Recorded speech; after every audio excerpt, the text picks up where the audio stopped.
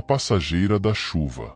Relatada por José Almeida, 52 anos, 25 anos como taxista. Era uma noite chuvosa, do tipo que faz as ruas de São Paulo ficarem vazias e melancólicas. Eu estava no meu ponto habitual, perto da Estação da Luz, esperando por algum passageiro corajoso o suficiente para encarar o temporal. Já passava da meia-noite, e eu pensava em encerrar o turno quando vi uma mulher, vestida com um longo vestido branco, sair correndo da estação em direção ao meu táxi. A mulher corre em minha direção. Notei que, apesar da intensidade da chuva, ela não fazia barulho ao pisar nas poças d'água. As sombras ao seu redor parecem se mover de forma estranha, como se estivessem vivas e a cercassem enquanto ela entra no carro. Ela estava completamente encharcada e parecia desesperada. Abri a porta de trás, e ela entrou rapidamente. A chuva caía tão forte que não consegui ver seu rosto direito, mas notei que ela tremia, tanto de frio quanto de medo. "Para onde, senhora?" perguntei, ligando o carro. Ela apenas sussurrou um endereço em um bairro distante, e eu comecei a dirigir. Durante o trajeto, notei que ela estava muito quieta, quase imóvel. O que mais me incomodou foi o silêncio absoluto.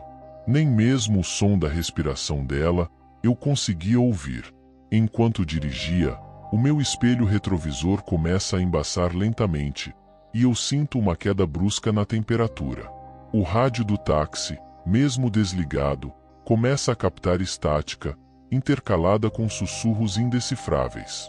À medida que se aproxima da casa, a estática se transforma em gemidos baixos e angustiantes. No momento em que olhei para o retrovisor para ver a passageira, ela está com a cabeça levemente inclinada para frente, revelando o rosto pálido e os olhos vazios, sem expressão. Seus lábios se movem como se estivesse falando, mas nenhum som é ouvido. Quando olhei bem, percebi algo que fez meu coração gelar. O banco de trás estava seco, apesar da água que escorria de suas roupas. Continuei dirigindo, tentando me acalmar, mas a sensação de que algo estava terrivelmente errado crescia a cada quilômetro. Chegamos ao endereço que ela havia mencionado, uma casa antiga, com janelas quebradas e um jardim mal cuidado. Parecia abandonada há anos. Quando virei para dizer que havíamos chegado, a mulher não estava mais lá. O banco estava vazio e seco como antes, e a porta do carro nunca havia sido aberta. Desci do táxi, mesmo com a chuva caindo, e fui até a porta da casa. Bati, mas ninguém respondeu. Enquanto eu me afastava, uma luz fraca apareceu em uma das janelas do segundo andar, revelando a silhueta de uma mulher de vestido branco, olhando diretamente para mim. Senti um arrepio percorrer minha espinha. Entrei no carro e acelerei para longe. Na manhã seguinte, perguntei aos colegas sobre a casa, e um deles me contou que, anos atrás, uma mulher havia sido assassinada ali. Desde então, vários taxistas relataram ter pego uma passageira com a mesma descrição, que sempre desaparecia ao chegar àquela casa. Aquilo me deixou tão apavorado, que até hoje eu evito corridas para aquela rua. O Passageiro de Sombrinha. Relatada por Carlos Ferreira, 48 anos, 20 anos como taxista. Era uma noite fria de inverno, por volta das 2 da manhã. Eu estava dirigindo pelo centro de Belo Horizonte, tentando fazer mais uma corrida antes de encerrar o expediente. As ruas estavam desertas, e a névoa começava a se formar, cobrindo tudo com um manto branco. Foi quando o vi. Um homem parado na esquina, segurando uma sombrinha preta.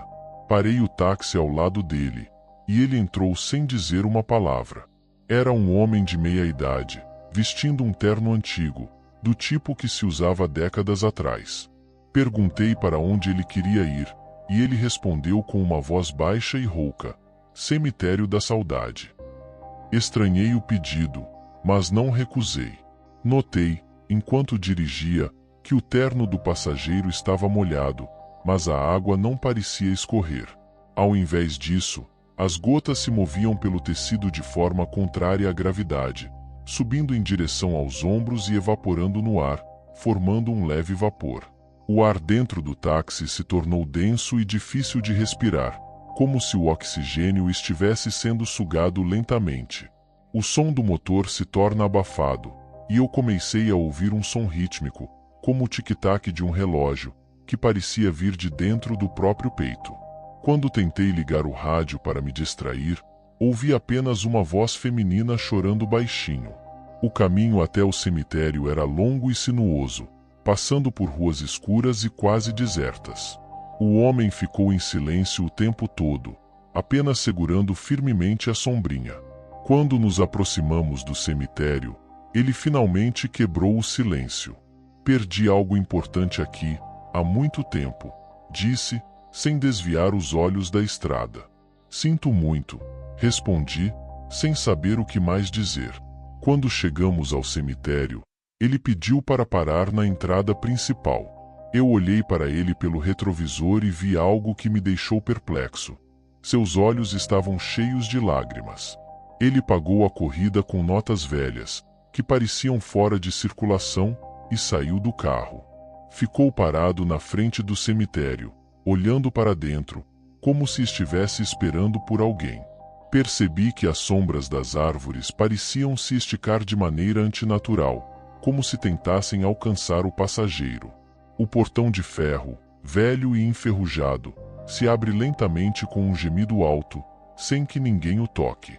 Ao ver o passageiro parado na frente do portão, mas com uma expressão totalmente alterada. Seu rosto está contorcido em uma mistura de tristeza profunda e terror absoluto, como se estivesse revivendo seu último momento de vida. Eu fiquei ali por alguns minutos, observando de longe, mas então a névoa ficou mais densa e eu o perdi de vista. Quando a neblina se dissipou um pouco, ele havia desaparecido. Voltei ao táxi e olhei as notas que ele havia me dado. Estavam úmidas, mas não com a água da chuva, e sim com algo que parecia sangue. Quando examinei bem as notas que havia recebido, elas começaram a se deteriorar em minhas mãos, como se envelhecessem instantaneamente, esfarelando-se e deixando uma mancha escura na palma da minha mão, que não saiu por dias. Já no dia seguinte, quando contei a história a outros taxistas, um deles me disse que um homem com uma sombrinha preta havia sido atropelado na frente daquele cemitério há mais de 30 anos. Desde então, ele é visto ocasionalmente, sempre pedindo uma última corrida até o local onde perdeu a vida. Até hoje, sempre que posso, vou até o portão do cemitério e acendo uma vela para o homem de sombrinha. O Menino do Posto. Relatada por João Neto, 54 anos, 30 anos como taxista. Eu estava voltando de uma corrida longa, já cansado, e parei em um posto de gasolina na BR-101, perto de Curitiba, para encher o tanque. Era uma daquelas madrugadas geladas, e o posto estava praticamente vazio. Enquanto o frentista abastecia o carro, decidi esticar as pernas e comprei um café na conveniência. Enquanto eu comprava o café na conveniência, senti um par de olhos fixos em minhas costas. Quando se virei para olhar, vi o reflexo de um menino no vidro da loja, mesmo antes de saber que iria encontrá-lo lá fora. O menino, no entanto, não deveria estar visível daquela posição, como se estivesse já presente de alguma forma. Quando saí da loja, vi o mesmo menino parado ao lado do meu táxi, com uma expressão assustada. Ele estava mal vestido para o frio, com uma camiseta fina e bermudas, e parecia tremer. "Está tudo bem, garoto?" Perguntei, preocupado. "Posso ir com o senhor?" Ele pediu, com uma voz fraca. "Preciso ir para casa, mas não sei como." Achei estranho, mas não consegui deixar aquele menino ali, sozinho na beira da estrada. Perguntei onde ele morava e ele me deu um endereço que ficava a cerca de 20 minutos dali. Concordei em levá-lo e ele entrou no carro, sentando-se no banco traseiro. O caminho foi silencioso, exceto pelo barulho do motor e pelo som da chuva leve que começava a cair. O garoto parecia calmo, mas não disse mais nada. Durante o trajeto, eu comecei a ouvir, além do silêncio perturbador do menino, sussurros vindos de fora do táxi, apesar das janelas estarem fechadas. As vozes parecem chamá-lo pelo nome, em um tom que mistura urgência e desespero. Quando olhei pelo retrovisor, vi, por breves instantes, a estrada tomada por uma névoa densa que revela figuras pálidas e deformadas. Quando finalmente chegamos ao endereço que ele havia dado, uma casa antiga e um pouco afastada, notei que todas as luzes estavam apagadas. Chegamos, disse, mas ele não respondeu. Virei-me para olhar para o banco de trás, e o menino havia desaparecido. Não havia sinal de que ele tivesse saído do carro, e as portas estavam trancadas. A única coisa que restava era uma pequena mancha de água no assento, como se ele tivesse derretido junto com a chuva. Eu desci do carro, chocado e confuso, e bati na porta da casa. Ao chegar na casa, percebi que a fachada parecia mudar sutilmente, como se as sombras nas janelas formassem rostos que o observam. Ao bater na porta, escutei algo se arrastando pelo chão do lado de dentro, como se alguém estivesse puxando uma corrente. Quando a senhora abre a porta, percebi que o ar ao redor da casa parecia vibrar, e os postes de luz piscavam, como se o lugar estivesse carregado de uma energia pesada e opressiva. Uma senhora idosa atendeu, olhando-me com surpresa e preocupação.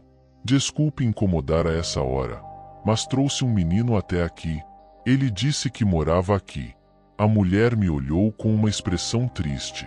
Meu neto, você viu o espírito do meu neto.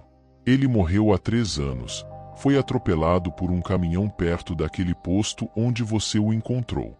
Desde então, ele aparece para os viajantes, tentando voltar para casa, mas nunca chega de verdade.